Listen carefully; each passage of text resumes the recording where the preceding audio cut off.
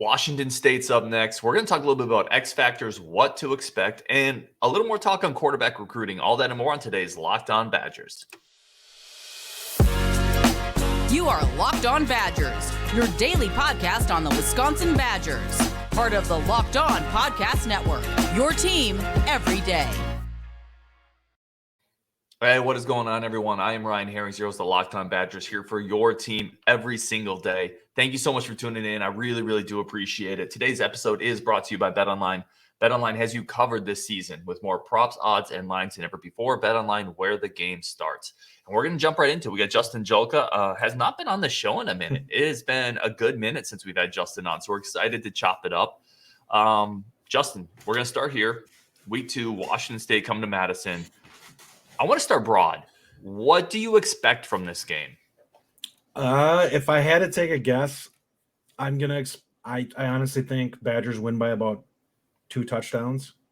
But I think it's a game where, if we're gonna look at it from an analysis standpoint, I feel like Washington State is gonna go exactly what we just saw from Illinois State. A little bit slightly different though. I'm expecting a lot of short passing game to start this game, because we got dinged up down the field a little bit against Illinois State. I don't think that is something you can do long-term against that Badger defense, because if they start getting home, you're going to start having some negative plays quickly. And I expect that to get better as the season goes along. So I'm expecting a lot of wide receiver screens, short, 5-yard patterns and stuff like that, slants, for them trying to eat up some easy yardage and try to grind it. Now, we both know that that's not something that's easy to do against Wisconsin. Prolonged drives are something that they tend to be very, very good at. And I don't see Nakia Watson getting 100+ in this game. No, I agree there. He had a great quote, by the way. I talked about it yesterday, but he basically said, he told us, he said, I stood up, I told all my teammates, get ready, because they are big, physical, and tough. Like, he knows, right? He's practiced against these dudes for, he gets it. No, I want to talk about your short passing game stuff a little bit, because I think that's what they're going to do as well. And that's something, looking at Cam Ward, I watched quite a bit of his week 1 game. Look at some of the scouting reports. He's good at that. Like, Cam Ward can do that to a defense. And I think Jim Leonhard is typically okay with, you're not going to be able to do that up and down the field against us. So I do think there's going to be a huge dosage of that. And Badger fans are going to have to be a little okay with giving up that 5-yard slant, that 4-yard out. Yeah. Because I don't think that's a winning formula for the entire game against Wisconsin. No, it's not. If we're going to talk a winning formula for Washington State, it's effectively the Adrian Martinez,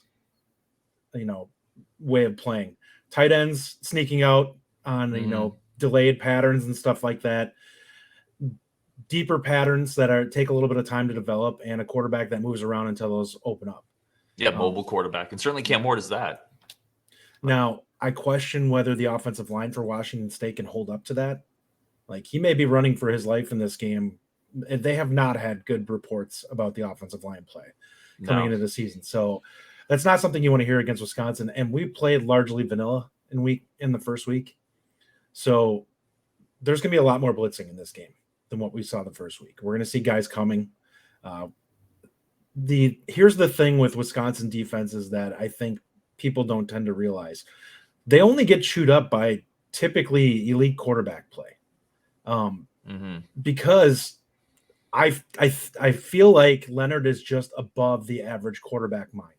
And what I mean by that is he confuses just about everybody except the guys that have the elite physical talent that can kind of buy time until things start to, like, the disguising kind of wears off.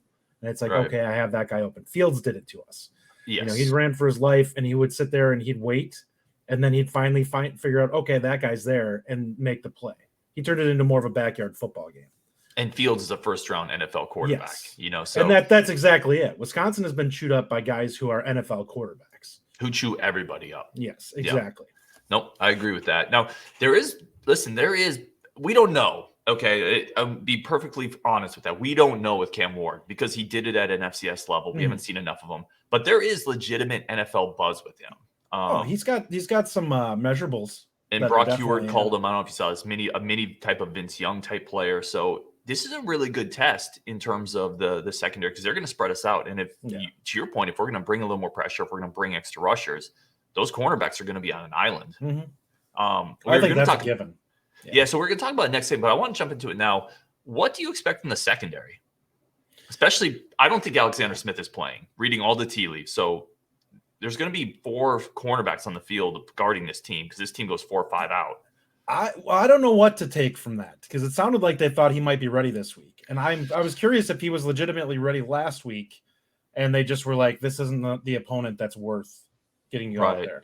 So I would say this really quick on Smith. Sure. Just hearing from what Paul Christ and Jim Leonard said, they seem to indicate that to me, and I could be parsing this wrong. It seemed that they thought Clark was ahead of Smith. But I don't know. I would be surprised if Smith plays this week, to be honest. And that could be too. I think I'd be shocked if he doesn't play against New Mexico State next week. He's not playing against Ohio State. Agreed. Yeah, so I agree. We'll find that out real quick. I think Clark will be back for sure, which I definitely think helps. I think that puts Dort on the outside most likely, because they'll probably slide him over and put Clark into the slot. Listen, if you want to play 5 line, it's going to simplify what Wisconsin's doing on defense a little bit, but it's also going to give you very little help if somebody gets by their man. There's not a lot of blocking to help there.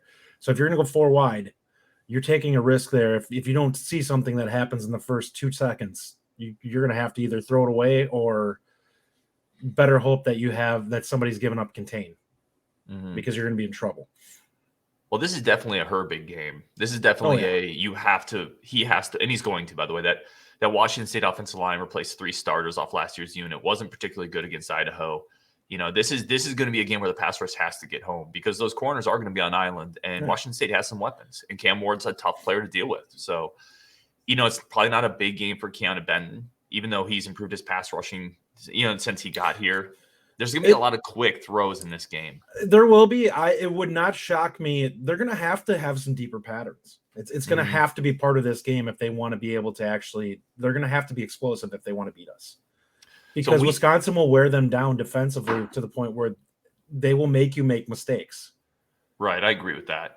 And they're going to hit Cam Ward. Like they are definitely going to hit him. Watching this game against Idaho, he doesn't slide a ton. He runs around the pocket a lot. I was talking about it in my first show, but to me, it feels like he has FCS habits where he's used to being the most athletic dude on the field, right? And he holds the ball a little too long. He takes some unnecessary hits. If you take that unnecessary hit against Darrell Peterson, he's a fire hydrant, man. I saw the first game and I was like, that's Peterson? I don't remember him being that wide. Holy that dude smokes. Could pick me up and shove me in a locker easily. Like he's enormous human being, right? So I think Ward's going to get beaten up a little bit. I think that's going to push him into some mistakes. But I want to finish here because we're talking secondary.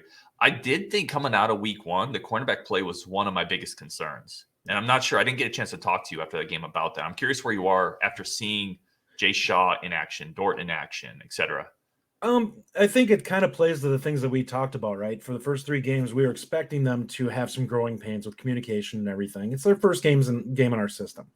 The big thing for the secondary for me was I want these guys to be ready by Ohio State. So let's get the stuff out. I don't think that there's a team that they play that is capable of consistently working them enough to make it a problem. I think we'll be. Listen, is it possible they throw for 300 yards against us? Yeah. If they do, it's probably going to be a lot of dead yardage, meaning it's not going to be scoring. It's going to be between the 20s where they eat up some yardage. We stop them and kind of bend but don't break, which is possible. There's also a lot of that. There's also the chance that they play lockdown this week and we just tee off on Ward. And neither would shock me because the offensive line is not going to be. They're not an offense that's going to sit there and run the football. And if they try to, they're going to get just annihilated because I don't think they have the offensive line to grind it against Wisconsin.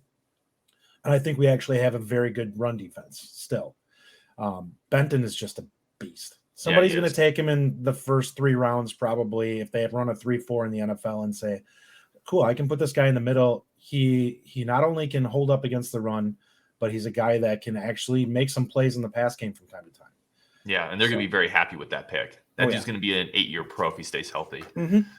All right, let's wrap up there. Coming up on Locked On Badgers, we're going to talk about the line for the game. Justin already gave a score prediction, some X factors, and also get into quarterback recruiting. All that and more on Locked On Badgers coming up First, today's show is brought to you by our friends at BetOnline. BetOnline.net is your number one source for all of your pro and college football betting needs, sports information this season. Find all the latest football league developments, matchups, news, podcasts. Again, it's not just a betting site. There's news there, newsletters, podcasts for every single sport, right? Football, basketball, baseball, esports, combat sports, racing. It's all there, plus live Vegas games, blackjack, roulette. Everything is on BetOnline. It's the fastest and easiest way to check in on all your sports news and information. Head to the website today. There's futures betting, live in-game betting. So it really has you covered no matter what your flavor is. If you want to take a read on, the NFL's about to kick off. If you think you know who's winning the North, the West, the South, who's going to win the AFC, NFC, et cetera, it is all there on BetOnline. Do it responsibly, but take a little bit of money, have fun with it. Super enjoyable. And the website is incredibly easy to use. Head to the website today. Use your mobile device to learn more about the trends and actions. BetOnline, where the game starts. I want to thank everyone again for tuning into Locked On Badgers. Here for your team every single day. Just really appreciative of all the support, all the great guests, including people like Justin that were able to get on the show. Let's keep going. So, Justin, I want to kick this segment off with this. You gave a rough score prediction. You said about 2 touchdowns. The line is 17.5. Wisconsin's a 17.5 favorite. They did cover in week 1, just barely. So you think Washington State's going to cover in this game? It's going to be close. With the secondary, the way we discussed, it would not shock me to see a blown coverage or something that blows up where they end up getting a cheap one. I don't think consistently, if they're going to have to run drives, I don't see them getting more than 10 points off of that. So they're going to need a big play somewhere in there in order to get some extra points on the board. I think Wisconsin will get into the 30s in this game. I just don't see that defense holding up long-term in this game. And if Mertz plays like he plays in week 1, I think they'll comfortably get into the 30s because I do not see Washington State holding in the ball for an entire quarter. So this game will be a little bit different. I don't see us having a ton of trouble with their defense, even though I do think that they're solid. I just don't think that they're built for a game against this type of offense. What kind of game are you looking for from Mertz? Because coming off week 1, I think we can all agree on the dope or nope rating. Sure. That was pretty dope. What are we expecting from Mertz in week 2? Do you expect more of a balanced attack again? If I'm gonna say what I would think Bobby would like to see out of him, I think we're looking at something like 17 of 24 for 215, couple of touchdowns. I think that's kind of what you're looking for. That it would be a perfect game for him. He's obviously not going to be quite as efficient. This is a step up in talent that he's playing against, but that's the type of game that you want to see from a quarterback in a game where I think you have the talent advantage, and he should be able to pick his spots with the passing game and kind of find the guys who are, easy to find. So I want to go here now. Pick out a couple storylines from week 1 going into week 2 that we find most interesting to follow. I'm going to give you a second to get yours. My first one, I want to kick over to you, see what you think about this. I thought it was super interesting that Myles Burkett was the number 2 guy, clearly the number 2 guy. What do you take from that? Is that more, in your opinion, a reflection of Myles Burkett really come to campus more ready than we thought? Or is that more of an indication that Deacon Hill hasn't progressed quite as much as we had hoped? I think it's a little bit of both. I mean, I think that Deacon Hill doesn't have a ton of experience either. He hasn't played an absolute ton of football with Wisconsin. He didn't have a spring because his high school season got shifted. So the way I kind of look at it is he's a much rawer prospect in terms of what your expectations are. Like with guys that have big arms like that, it's kind of like getting for the MLB equivalent of it, you look at the projectable 6'7" starting pitcher who's a flamethrower. Yep. And you want that guy to work on repeating his delivery and stuff like that. Rick Vaughn. Whereas Burkett's the 6-foot guy who's basically a high effort delivery that you're looking at. That is, he doesn't have the upside, but you're like, he's probably it's going to be much easier for him to hit his potential. Right. So yeah, it's interesting. We talked about it early in the year and again, I'm not trying to pile on anybody, but when Deacon Hill showed up and he was 260 pounds in the middle of a quarterback room that wasn't very deep, to me, that was a bit of a red flag. And So it doesn't surprise me, really. To me, it's almost. I agree with you. It's a balance of both, right? Obviously, Burkett came in, super mature kid. He's always been lauded for his intangibles, a winning guy. But I think you have to be a little, as a Badger fan, disappointed with Deacon Hill not being able to seize that job because he has the physical tools of a next level quarterback. I don't want to put words in that or like assume anything, but it feels to me like there's a little bit of coming in and knowing that you have more physical tools than the guy potentially ahead of you. Possibly. And so you kind of think that will continue to work at the college level. When the reality is that if you want to be effective at the college level, you need to refine everything. Mm-hmm. You need to buy in completely. It's littered with college football is littered with guys with big arms that never turn into anything.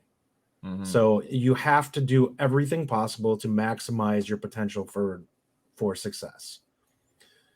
And again, we don't know, and you said it. We're not trying to disparage anybody or pile on to anybody, but the facts are the facts. Yeah. The younger quarterback is the number 2 guy in the depth chart.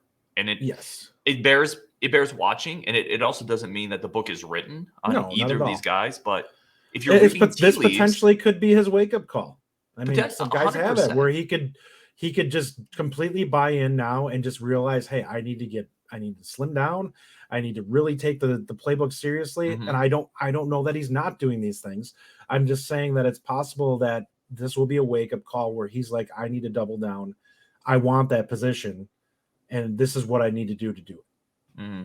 Well, to be fair, there was a comment. I believe it was on the podcast with Temple and Jesse Temple and Zach Halpern, and they mentioned something about the fact that the Badger coaching staff had discussed, Deacon Hill needing a little bit more urgency at times. Mm-hmm. So that's out there. Like that. Oh, yeah. That is, for parsing, and again, he's very young. A lot of us were that age and needed to continue growing and getting better. Mm-hmm. This is not writing the book on anybody, but I would say the history of younger players jumping over even slightly older players and then regressing back behind that. Typically, the younger players jump up and they kind of stay there. That's kind of how this works. It's blood in the water, and they double down and they're like, all right, I'm seeing success. What more can I do to move even further? But I also think Badger fans should be really excited about Burkett, right? Obviously, coming up to campus. Yeah. I'm not going to give away anything behind a paywall because Jesse Temple does incredible work. But if you have not, I'd have felt a lot better if we wouldn't have got him killed. Sure, Blitz Pickup was a little rough. I would say this for everyone listening: if you are subscribed to The Athletic, Jesse Temple does incredible work. He has a great article you have to read about Miles Burkett and his maturity and how he's approached this position.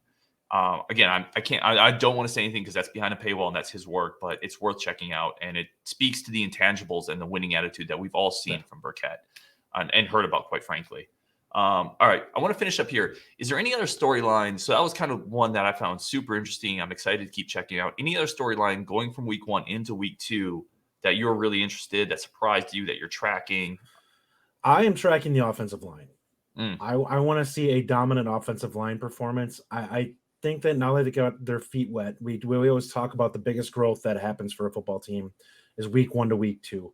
Because you get your feet wet and you realize, okay, this is how much more I need to do. This is where I need to tighten things up. This is where I need to go. Have they released anything on Malman? Is he supposed to be out for this game, or is he? Yeah, he's listed on the depth chart as the starter, but Alexander Smith was listed week 1 as well. Yeah. So we don't know. So my guess would be at best it's going to be a split. Probably looking at him getting maybe a quarter of the reps, if any at all.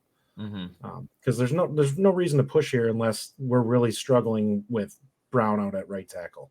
And I thought Brown, his reps I thought looked fine. Again, it was Illinois State. It is what it is, but you can only play against a guy across from you. And I thought he looked fine up there. And he's been going against Nick Herbig. There's not many guys. That guy's going to hurt everyone. Like Nelson, I'm sure, had his share of reps. I remember the Twitter comments going back and forth between those two guys about who was winning that stuff. There is definitely depth there. Yeah. No, I agree with you. I thought the offensive line, I don't think it was bad week 1, but I don't think it was great. Yeah. What we want to see in this game is we want to see the Badgers run for 250 yards, and we want to see consistent. It doesn't have to be a 96-yard touchdown run. We want to see those 10 to 20-yard runs pop open more, where guys, it's like, wow, you could drive a truck through that hole kind of stuff. Yeah, I thought some of that was missing week one. I will say this on the good note. Again, you and I have talked about this. We talked about it a bunch. New coach, obviously Bob Bostad. People in new positions. Both the tackles are in new spots. Furtney's first year starting. Beach moved inside. Only one penalty on the offensive line. And that was something we definitely really wanted good to see tightened up, because the last several years we've had a lot of penalties that were, false starts.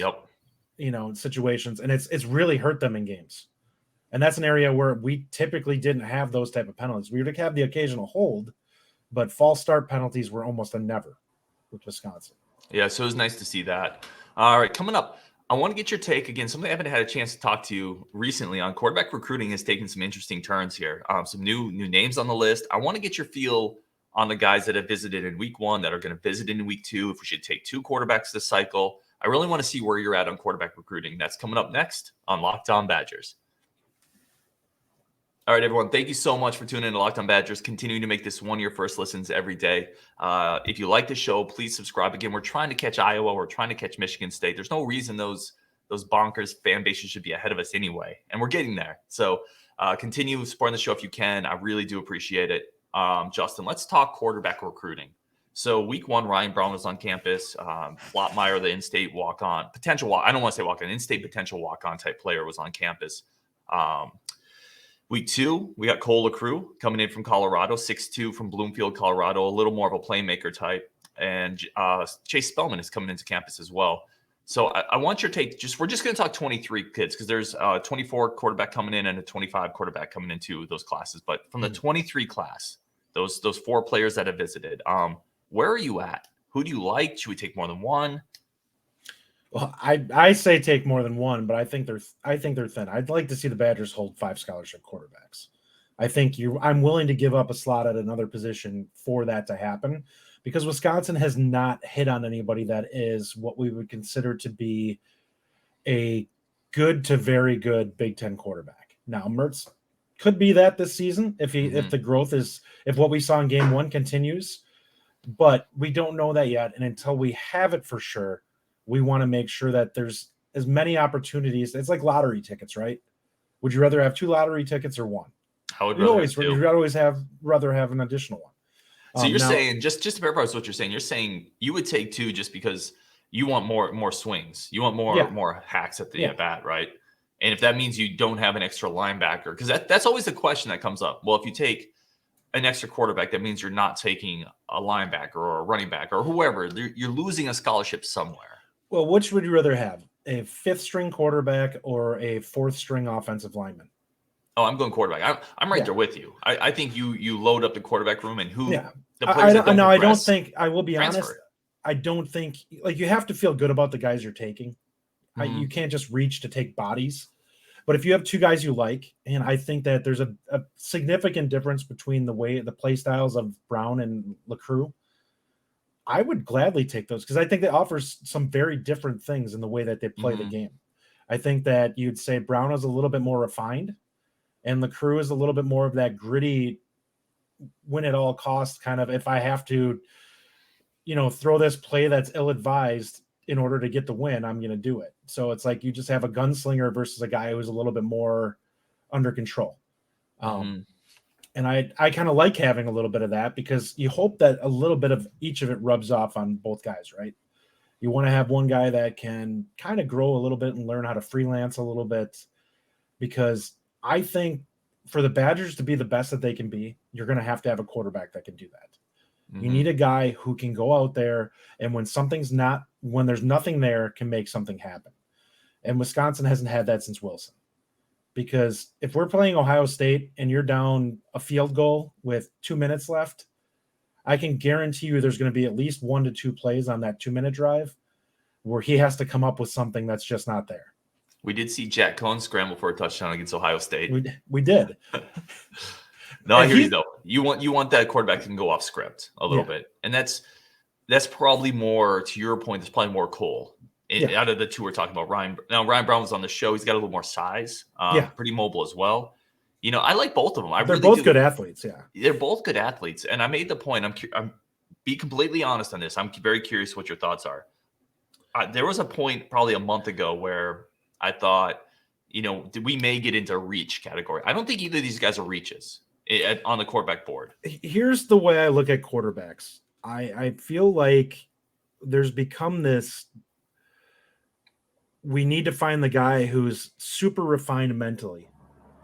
And what I've learned from that is the bulk of these guys that come in, that part of it and really doesn't matter. Like if they can sit there and watch film and call something out, I think every guy can do that eventually. What you need is a guy that can figure out how to do it quickly. Mm-hmm. And that's something that's very difficult to find. And I don't think you can really truly learn that. I think we can see it a little bit more from Lacrue in the film that we watch, but that's because his team's not very good. Mm-hmm. And that's no offense to his team. But if you look at the situation that's on there, there's a lot of time he's breaking the pocket and running around and trying to make things happen. And a lot of the times where he's just got to make a decision that's a split-second decision to try and make a play happen versus Brown, which is a little bit more – the team is better. It's under control. Florida. Yeah. Like his Florida team was incredible. They won the state title. And that with that, you don't necessarily get to see the quick reaction. Mm-hmm. And that's what most of these guys that we watch film on. Like we see high school players – a lot of them are throwing to guys who are open by 2 or 3 yards. A lot of them are guys who have a pretty good offensive line, so they have time to sit back there and to dissect things. And yeah, every quarterback's good. That's effectively almost like running into 7-on-7 after a play. Mm-hmm. If you have a guy that has someone in his face and can make a play happen, that's where it's impressive. That's what made Brett Favre so great when he was in the NFL. Like the guy was constantly like rolling out and doing stuff where it's like the defense gets taxed because they're doing what they're supposed to, and the quarterback's not doing what you're expecting him to do, so they're completely throwing you in a bind. Mm-hmm. So I'm one of those where I think it's very difficult to really truly figure out what if a quarterback's going to succeed. I think it's very fair. The physical tools, though, I think is something that you have to look for. Like you need to find that guy who has an arm that has some accuracy and that has some mobility. And that's something that Wisconsin hasn't placed a great emphasis on in the past, where I think they really need to do a better job. They need to find those guys going forward, right? Like, yeah, it seems like it. I think Bobby is much bigger on because Keenholz was a big time athlete, right? Mm-hmm. Both of these guys, Ryan Brown and Lacrue, can run. Jerry Kaminsky, the in-state kid, can move around. Mm-hmm. They're brought him in League One. I forgot to mention him. All these guys can move, which I really like that direction we're going in. Yeah. You don't have to have a guy that's considered necessarily a dual threat, but he needs to be able to break, contain, and make a defense freak out a little bit when he gets out there. Because, and you talked about it when you were breaking down the film with Brown, he broke and he's like, yeah, he could have ran for 10 to 15 on that play, but I ended up seeing the play. Well, that's the benefit of that. If you break the containment, now you suddenly have linebackers, if they're in zone or whatever, that are like, I have to come up. Mm-hmm. Because this guy is going to run for 15 yards. And if they take 2 steps up, now suddenly you have a spot where you can drop a pass in, and that's a 25-yard gain. Yeah, it puts him in a bad spot for sure. Mm-hmm. By the way, he was a really impressive kid to talk to. Mm-hmm. Really, really sharp. But even coming into that, before that, like I said, I think the Badgers are on a good spot here with either one of them. I do want to get your final take on this. If you had to guess right now, who do the Badgers offer out of this group, out of these 4 quarterbacks they've had, or nobody? Yeah, where does I think they will offer. My gut tells me it will be probably both Brown and Lacrue. Okay. I don't know who they go with first. It'll be really interesting. If we come away from this weekend and Lacrue ends up getting an offer, who knows? He may dive on that. He also, based off of some of his interviews, kind of seems like a guy who wants to earn the fruits of his labor, so to speak, and see if some of those other offers come into him. Yeah, for sure. No, I'm interested, man. Justin, thank you so much for jumping on again. Stop ghosting me. We would have had you on sooner. You mean the 15-minute window you gave me to respond? Yes, that window. For everyone listening, thank you so much. I hope you all enjoy the game. As always, we're going to do a live reaction show after the game. It's going to be live stream. Jump on, enjoy it. Let's have some therapy. What went right, what went wrong. We're going to chop it all up right after the game on Saturday. And hope everyone has a great game day. This one will actually get me on. Well, listen, you could have gone to the last one. Yeah. So it's hopefully it's a good game, but regardless, good or bad, we are going to be there. And with that, make sure after this you go check out Locked On Big Ten. Nate Dickinson takes you around the Big Ten Conference, all of the rivals that we kind of like, all the ones we don't like, and all the ones we hate. There's nobody around there that we love in the Big Ten. So he'll take you around the conference, what's going on with that on Wisconsin, and let's get a dub.